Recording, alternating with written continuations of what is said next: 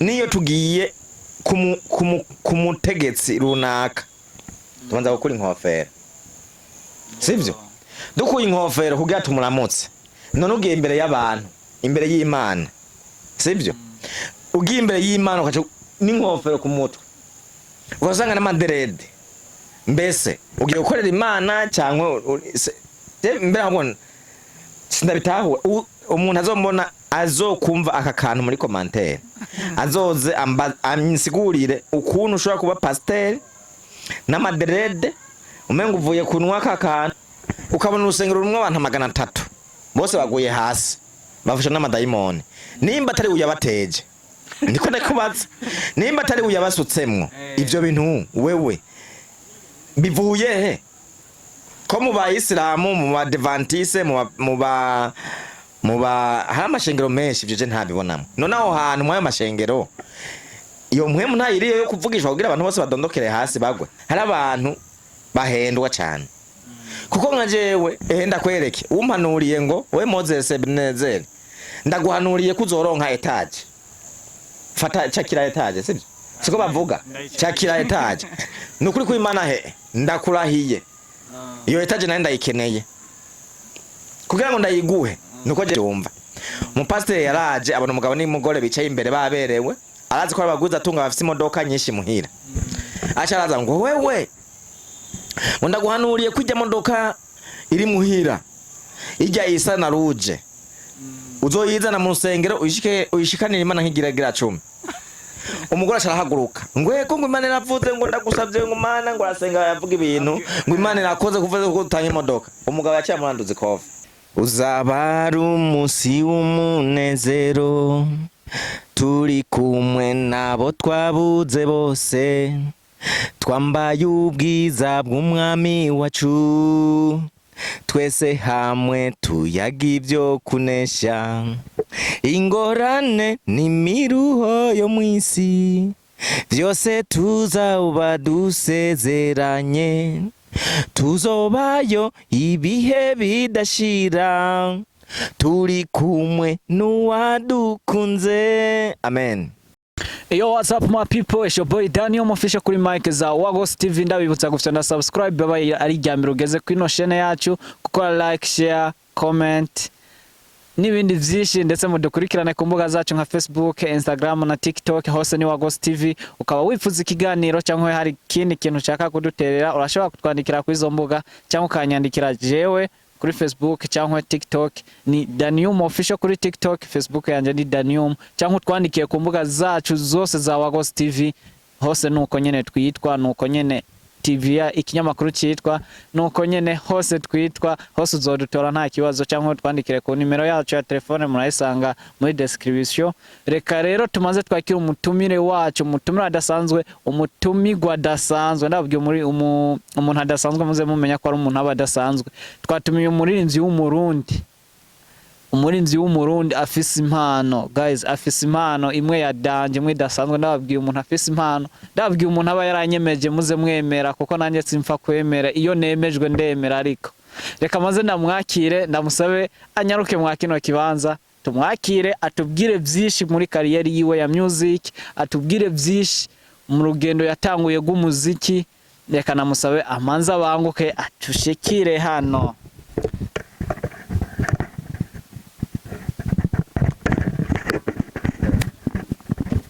Karibu cyane. Absent.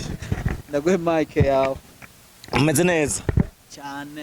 uzabara umunsi w'umunezero turi kumwe nabo twabuze bose twambaye ubwiza bw'umwami wacu twese hamwe tuyaga ibyo kunesha ingorane n'imiruho yo mwisi byose tuzaba dusezeranye tuzobayo ibihe bidashira turi kumwe n'uwadukunze amen.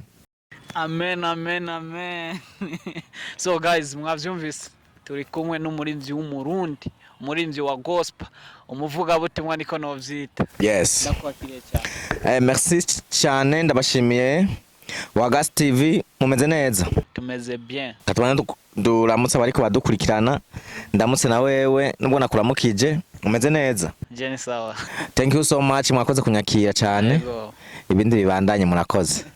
Okay, hari abantu benshi bariko baradukurikirana ari rya mbere bakubonye. Akazina bakwita gute? Mu bisanzwe nitwa Niteze Umukama Moise. Ariko indirimbo zanje n'igihugu cy'Imana narose izina bita Ebeneza Moses. Ego niyo zina ryanje ku mbuga zanje za YouTube, Facebook, Instagram hose ni Ebeneza Moses.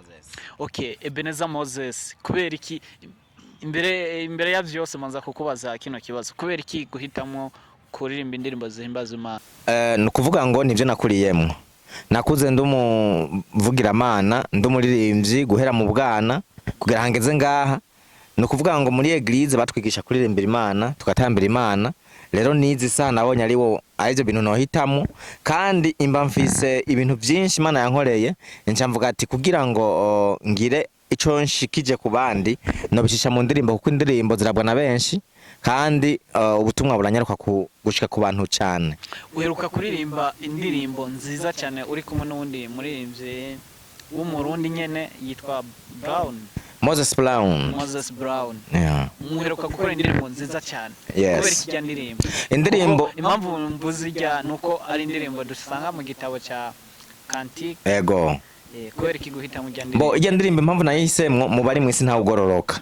Atari ubwizera ko yogejwe amaso ya ko yogejwe n'amaso ya Yesu Kristo. Rero sasa ijya ndirimbo twahoze tuyirimba kera. Ariko numva kugira ngo ishike mu mitima yacu no yihindurira melody. Cyane no hindura amajwi nkayirimba neza nkayitunganya. Rero iyo ndirimbo yarankoze ku cyane kuva nkiri mutonya. Ndavuga ati mbese kubera iki bavuga ngo mu bari mwisi nta ugororoka. Cyane navuga ati ariko ko bavuga ngo mu bari mwisi nta ugororoka kiretse abizera. Gusa bace bavuga ngo kiretse abizera ko bogejwe n'amaso ya Yesu Kristo. Rero nca numva yuko ahubwo nanje mu bagorotse ndimwe. Kuko ndizera ko Yesu yambambiwe arazuka amaso yiwe ari yadukiza ibyaha. Okay, kubera iki guhitamo kuyiririmba na Moses Brown? Moses Brown guhitamo kuyiririmba nuko guhitamo umuntu kuririmbana nawe nukuvuga ngo na yamaje nakubarira kugira ibintu biryohe nkuko nawe no guhitamo kubera mvuga ati hari ahantu nashoye kuduga. Rero ahantu kubera nawe abashoye kwaduga nce ndamuga ati ingofashe ngaha. Ego. Okay, mwa kano kanya Ebeneza office indirimbo zigera kuri 10. Uyu mwana tuvugana indirimbo zimaze guca kuri YouTube muzikurikirane Ebeneza Moses Burundi. Indirimbo zimaze gusohoka ni indirimbo 3. Video 2 ni nakoreye cover imwe mu ndwi yahera kandi imaze imisi 6 isohotse. Ego murakoze. Okay, Ebeneza Moses hari abantu benshi bamaze kuja kwinjira muri no industry ya music mu gisata cyo kuvuga ubutumwa cyangwa cyo gukorera Imana niko no bivuga umuziki wacu w'u Burundi. Ego. Ariko bikarangira babihevye nuko bidahemba muri gospel cyangwa.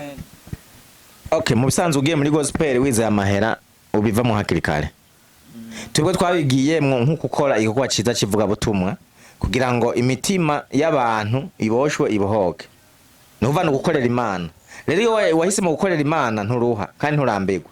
Mugiye wagiye gukorera umuntu arakwirukana canke uraruhuka vayo ariko uyikorera Imana nukuri ko Imana ntushaka kuva aho hantu. Murakoze. Iyo uri gukorera Imana nturuha ntiwigera uva mu icyo gikorwa. Oya. Rero gukora ariko ndazi ko bibatwara uburyo birasaba uburyo Moses tutabeshanye. Uburyo bwishi cyane gose. Na indirimbo zawe nyinshi nka zose ziba zifise clip. Yes. Ibyo byose ubwo buryo buvahe ubushora amahera mu kintu ubona atanyungu uriko raronka ako kanya bimeze gute? Je umwanya ikintu ntahura nuko ndakubwiye ivyanje. Uhava usanga tugiye kure cyane ibintu bikamara iminsi myinshi ariko nagomba ndakubwire yuko intaye yanje irakomeye cyane. Intaye yanje uzurayumviza ku mbuga ejo nari kure akeza net uzovyumva nukuva intaye yanje irakomeye. Sasa rero je nakuze mu buzima bubi cyane. Burya wewe hari ibintu byinshi twayaga mu gico womenya coco je ndi mu diaspora. ndi mu diaspora, niyo mpamvu rero kugira ngo mve ruguru hariya ugatumba manuka Bujumbura nurira indege ngaruke nsubireyo ngaruke nsubire ni ibintu birebire cyane. So rero nagomba ndakubwira ikintu kimwe, uburyo buteza kuba, ariko mbese aya mahera dufise twayakuye ninde yaduhaye? Nukuvuga ngo Bibiliya muri Bible havuga ati naje ataco nzanye kandi nzosubirayo ataco mfise.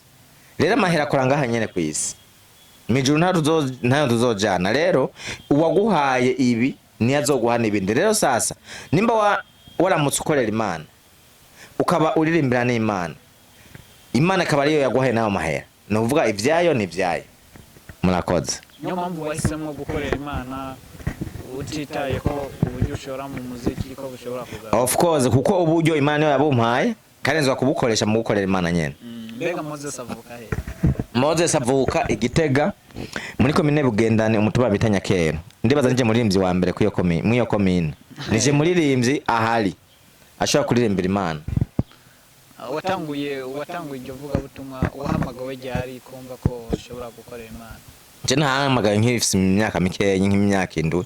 None amenye ko mfise ingabire yo kuririmba kandi mbona ko nobandanya ndirimba, ariko kugira ngo umuhamagaruze wo gutangura kwamamaza ibikorwa vyanje kuririmba kugira abantu bose bamenye bitanguye ubu kuva aho mviriye hanze. Indirimbo uzosha kuje no kuri YouTube, indirimbo yanje yakujedeka uno munsi 2,000 by'abantu bayiraba, nayipo haheza amezi 6 ndayiposinze nuguruye YouTube. Ego niyo ndirimbo kandi ya mbere, niyo ndirimbo ya mbere bayita ubuntu nagiriwe. Okay, ibikorwa vyawe indirimbo zawe ubona abantu bazakira gute? Ibikorwa byanje baravyakira cyane kuko ndabona ama message, ndabona ama commentaire. Umuntu wese akomanta kuri Ebenezer Moses Burundi yumve ko commentaire yiwe ndayibona. Beshi barabishima akavuga ati courage bandanya umurimo, twe twarabuze umuntu aduha ibintu nk'ibi. Rero Imana iguhezagira. Okay, mbega Ebenezer kubera iki guhitamo gukoresha izina Ebenezer Moses? Bo kugira mpitemo Ebenezer Moses nukuva Ebenezer Moses nukuva Ebenezer ni inyishu y'Imana, nukuvuga Imana ikwishuye kwishurwa ni Ebenezer. Sasa rero je kugira nitwe Ebenezer Moses nukuva Moses rivuye muri Moise. Moise rero hari Imana yamwishuye vyishi, niyo mpamvu naciye nita Ebenezer Moses. Hari abantu benshi batanguriye mu muziki wo guhimbaza Imana ariko birangira mu nyuma bahinduye bakaja mu ndirimbo z'isi. Ntabwo ubona nawe ko ushobora guhindura? No kuvuga ngo abo ariko nabone bavuga ko babandanya bakorera Imana, abo ntibari bafite security y'Imana. Security y'Imana no kuvuga ngo ndakwigize hagufi. Satani iyo ugiye mu Mana ntaryoherwa, agaragaza uburyo bwose bugerugwa. Rero iyo udafite security y'Imana, iyo utasizemo password y'Imana, uteza kugwa hasi. Arakugerageza, rero yakugerageje ntube uri umuntu avuga ati ndahagaze by'ukuri, ucugwa. We ni igiki nyene wishimikije ubona yuko utoshobora gukunda nawe ko ushobora? Nishimikije Imana kubera Imana niyo yaturemye, turi abantu bayo kandi nayo iri ni yacu. Rero tushimikije mu by'Imana, no kuvuga ngo mu yandi majambo yose, mu yandi majambo ntidushobora kugwa kuko turabana b'Imana. Abarangwa na muhemu w'Imana bose nibo bana b'Imana. Ego. Mbega Ebenezer, watubwiye ko usanzwe utaho mu Burundi. Yes. Bimeze gute gukora umuziki uri hanze y'igihugu? Imiziki yawe uyikorera hehe bigenda gute? No kuvuga uri hanze y'igihugu iyo utari nko ngaha mu Burundi urandika. Hama ugiye hariya muri studio bakurekode indirimbo hariya hama studio.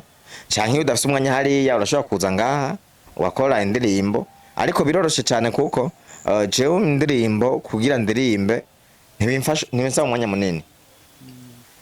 Nkora iki Imana impaye, Imana irambwira ati raba muri Bibiliya kaya kajambo gasangije abandi, ntanandika aho nyene nkaca njya muri studio uwo musi indirimbo bisohotse. Indirimbo zawe uzikorera hanze cyangwa uzikorera ine? Ndazikorera hose, sinshobora kuvuga ngo indirimbo ndayikorera ngaha. Izo nkora mvuze uko nuko umenga biba bigoye kuja muri studio ukarimba nko hanze y'igihugu, kuba ukarimba kwa producer baba batariko baratahura ibyo uri koraririmba. Mbona kuvuga ngo icyambere ndabafisa aba producer mu Burundi ndamuha melody y'indirimbo, ndamuha ijwi ry'indirimbo, hama kanshira mu muziki.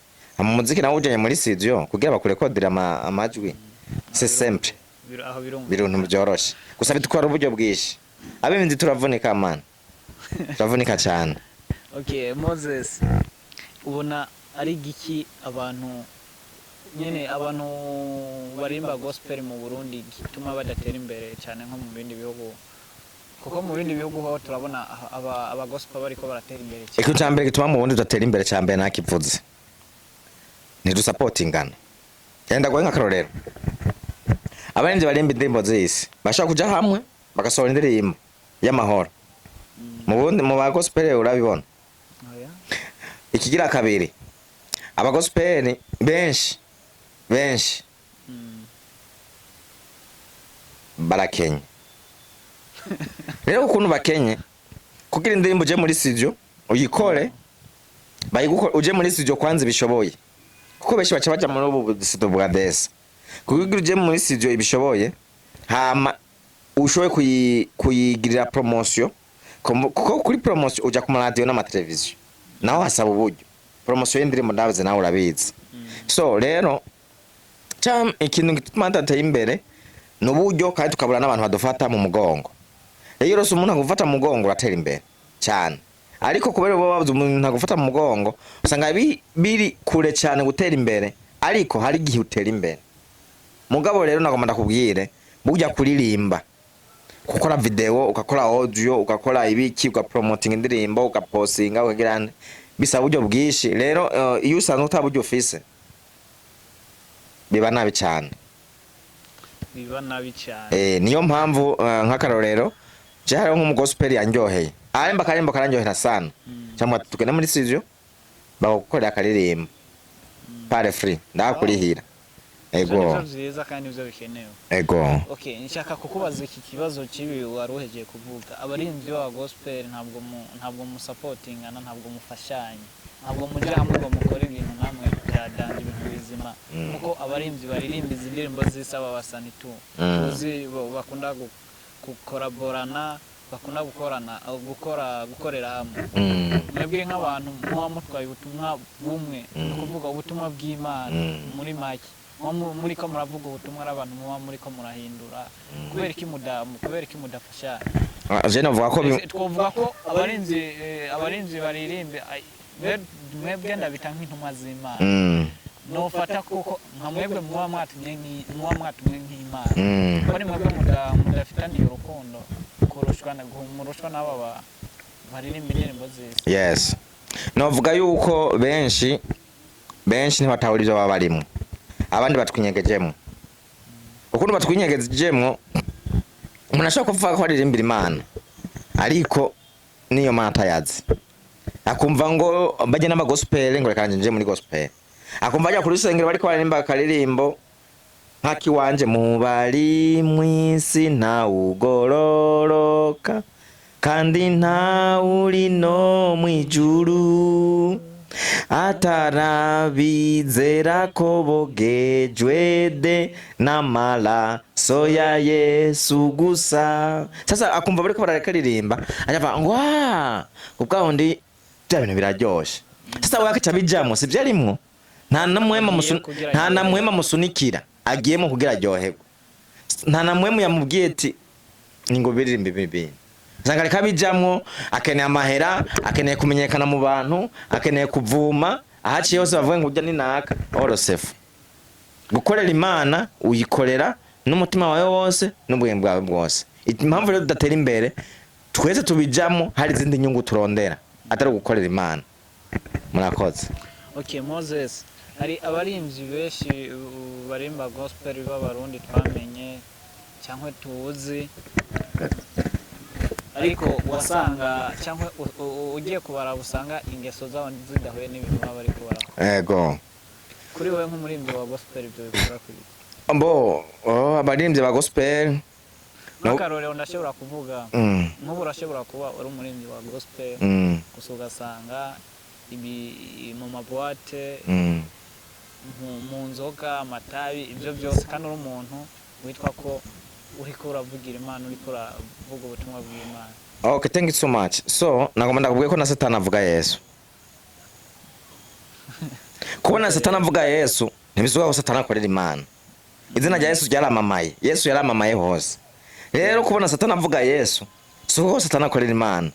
Ahubwo novuga yuko iryo zina haba rikoresha mu guca amafaranga reka ndaguha akarorero. Cyangwa umuntu yanyibye $1,000,000 ambwira ko ari umupasiteri. Kamwe agenda umupasiteri maya $1,000,000 ngo mangende hanze ndakurangurira ibintu naje niyongiye kurangura ndamuha $1,000,000 ndarinda ko umupasiteri azonza na bya bintu ndabura nubu aracari hanze ari pasiteri nari mva ko yanyibye mu gukoresha Yesu kandi namwizeye mvuga nti uyu mupasiteri by'ukuri naco yonyiba kumbe yakoresha izina rya Yesu mu kugira nyibe na Satani rero aravuga izina rya Yesu nabo bantu bose nabo baririmbyi barabarimbyi bavuga ngo Yesu Yesu Yesu nyene bakamamaza Yesu ariko Yesu azobabwira ati bazomubwira ati Yesu twavugishwa mu izina ryawe twasenda abadayimoni mu izina ryawe twakora ibitangaza bitandukanye twagize n'abagwayi mu izina ryawe Yesu azobabwira ko uwo munsi ati sinigeze ndabamenya abo ni bande rero nabo nyene bakora ibikorwa bya Yesu bavyitirira atari bo ari abana b'amabingira y'inkazi ego. Okay, hari n'abandi bavuga butumwa nshaka kukubaza kuri iki kibazo kuko tugiye mu bintu by'Imana cyane tubyinjiyemo cyane. Aho hari abantu usanga hariho imyambaro cyangwa iki usanga zidahuye n'ijambo ry'Imana cyangwa n'ibintu by'Imana. Ibyo bivuga ku iki nko ku bantu bavuga butumwa cyangwa abarinzi nyene ba gospel gusa usanga bagiye gusenga amapocket amadeshire amadrede ibiki ibyo kuri wowe bifata gute?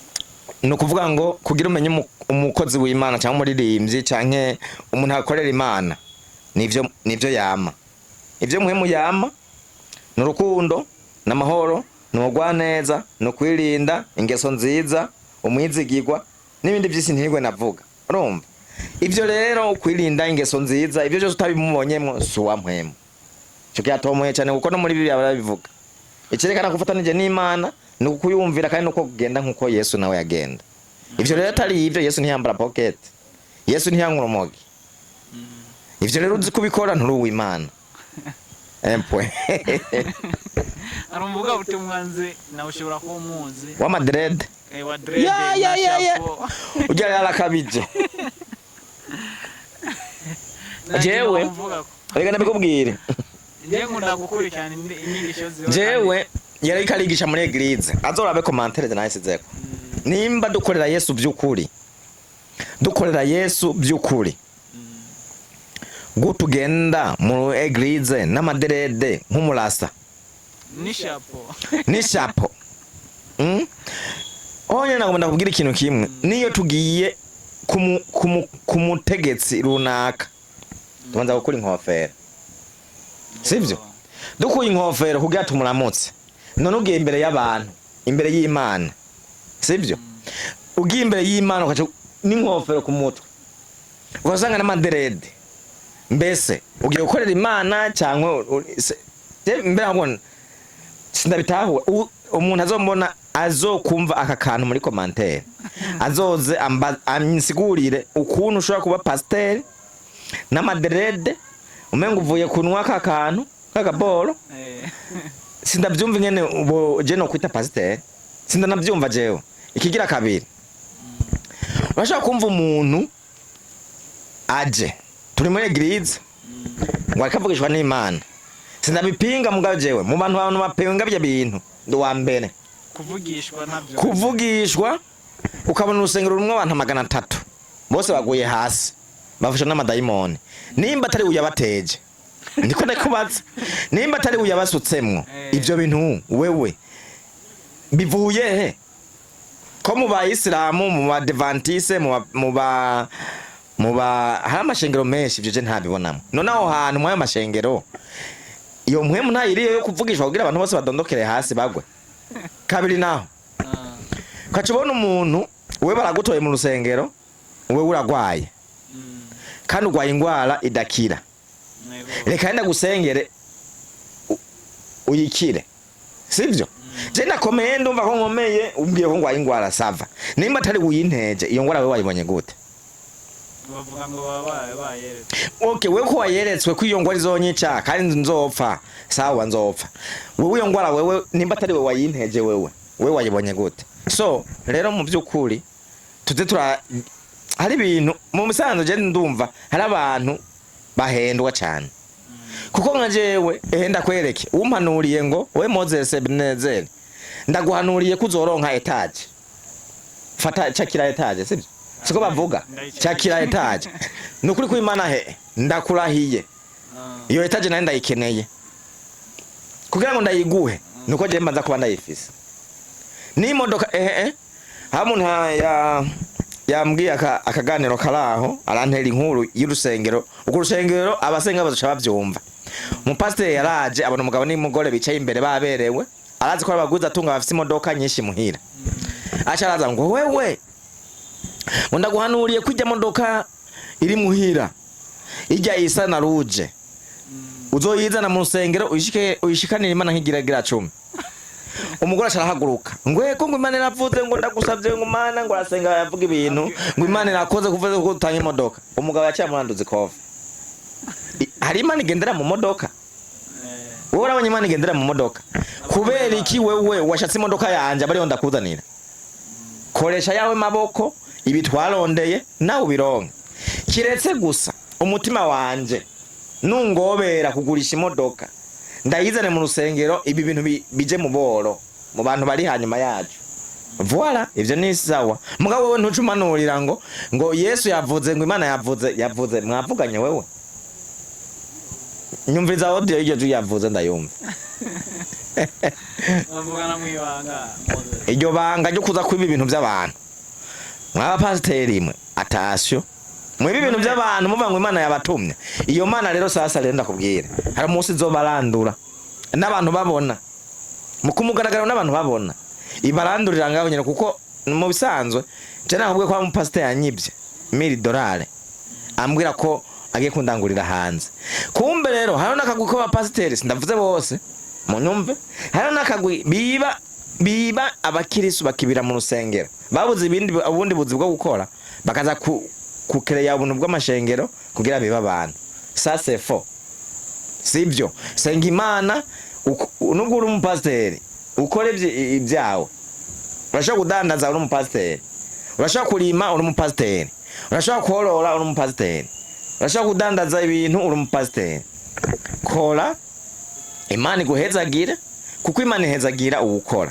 no gukorera Imana nto byasa naje sinde murirenje ndaririmbira Imana ariko mbandanya nkora ndaja mu Bushinwa ndaja Dubai sivyo ndaja Belgique ndaja mu bihugu bisanzwe Tanzania Congo ndagenda mugana ngo mankorera Imana sinoca nguma ndeza amaboko ngo uyu muziki ngo ibintu ndirimba ngo bizompa amahera oya okay Ebenezer oui usanzwe usengera he je ndo mwana Advance wo musi w'indwi senga samedi nduhuka isabato cyane umusengera he jewe uyu mwanya mvuga dusengera mu Rubirizi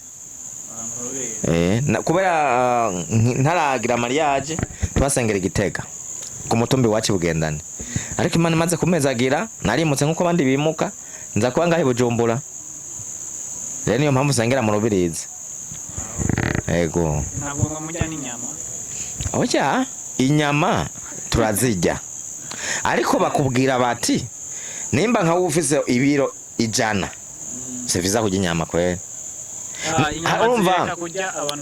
urumva kwanza reka nabikubwiye twiwacu ingene babikora hariho icigwa cy'intungamagara barakubwira ati kugira amagara yawe agende neza hariho umubiri ukeneye kujya inyama rero bakubwira ati nimba amagara yawe kugira agende neza hari ibintu ibi ni wo kwirinda kuzurajya mu gihe cy'ibintu mwana wacu mbwira ko mpima ibiro 40 karante kilograma kanje muza kujya inyama umva hari ibintu nkikeneye mu mubiri umuje kunywa akabuyi ukambuza kujya akanyama ukambuza kunwa agafanta ukambuza kujya kunwa agasukari ntumva ko ubunyishe ubunyishe rero kandi upfuye yahuye Imana iramuhana yego niki wobwira abantu bari ko badukurikira Kino mubwira cyambere abantu bariko badukurikirana n'ibintu bitari na byinshi. Mugi cyambere bagende ku rubuga rwanje kwa YouTube hasi Ebenezer Moses bakurikirana indirimbo zanjye z'inyokamana zitomoye cyane. Bagize iminsi bumva ku radio kuri Ndiragakura, Ejo Heza FM, Black FM, RTNB, Isanganiro zigize iminsi zivuga nizo ziko ziracaho mino minsi. Bagire subscribe, abone, share na comment ku rubuga wanje. Iki naco ngoma mpanure aba kirisu. Umupasiteri naza kubwira ko yavugishijwe ikintu kitari muri Bibiliya araguhenze. Abapasiteri benshi ndabumviriza.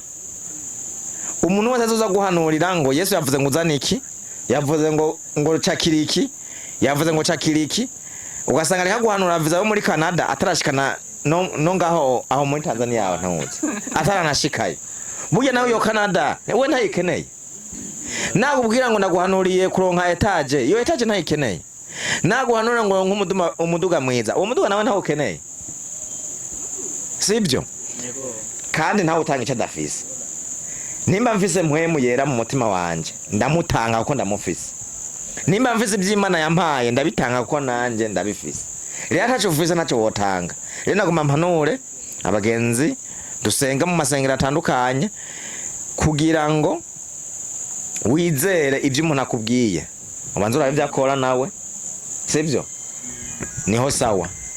Kandi murakoze cyane. Tugushimire. Nikane ndabashimire murakoze cyane. Twibaze nitwongera kuvuga amagaza kugo Eka nubwo hobeje mu gitondo nshanza ndiruka. Departement ndayifise nshanza ndiruka nta ngorane. Ikibazo cya nyuma nshaka kujyana kwa Dini. Yego. Watubwiye ko hari idini usengamo abadivantiste. Ese hagize nk'umuntu nk'irindi dini rigukenera kujya kuririmba n'indirimbo zawe bashobora kuroba. Twebwe injya zacu ntituzigaburira imbwa. Ngo? Injya zacu ntituzigaburira imbwa. Umuntu wese atizera Yesu ko ari umwami n'umukiza wacu. Je ntiyombwira ngo nje. Rero ubutumwa bwiza ntibugira umupaka. Kuko benshi ubabwiye yuko hari amakosa bakora. Aca bumva bahiye. Mwemu yaca baturira. Rero je ubutumwa njana. Erega hari umuntu usomera kwiba ni bibi. Ayiba. Naye ntacasha. None ndakusomeye ko gusambana ari bibi. Uri umupasiteri wa musambanya abana babandi. Ntumva ko uca uva ati wa muntu kwandi yaje kuvuga jewe. Rero kugira untumire ntuzombwire ngo ukora ibi ngo vuga ibi cyangwa ngo ukora ibi. Je nzovuga iby'Imana izoba yantumye byose. Bidoma kuri wewe kazi yako. Gusa barashobora kukuronka. Bashobora kundonka. Bashobora kukuronka he? Okay, ushobora kwandika Ebenezer Moses kuri YouTube, kuri Facebook, kuri TikTok, kuri Instagram hose canke ukandika nimero yanje ni 61 73 70 88 31 73 70 ushobora nk'umukozi w'Imana Ebenezer Moses. Okay, reka tugushimire Moses. Murakoze cyane, reka shimire Wagas TV, shimire n'abakozi bayo, shimire n'abandi batukurikiranye bari mu Burundi n'abari mu mahanga, shimire n'abatwakiriye muri kino kibanza ciza cyane, shimire n'abadukurikirana bose, shimire n'umutegetsi wacu, shimire n'abatwara igihugu cyacu cy'u Burundi baduha amahoro n'umutekano tukiberaho mu mahoro n'umutekano. Urabona nubwo tuba twaje mu gihugu cyacu Burundi nta nkomanzi nta kantu nakamwe kadukorako. Shimire abo bose bagira uruhara kugira ngo amahoro n'umutekano bisambatare nk'igisirikare n'igipolisi bose ndabashimire. Yesu abamhezagirire abaho umugisha murakoze. Cyose yabivuze yahejeje, reka natwe tubashimire. Mwibuke gusonda subscribe, gukora like, share na commentaire. Turabakunda cyane.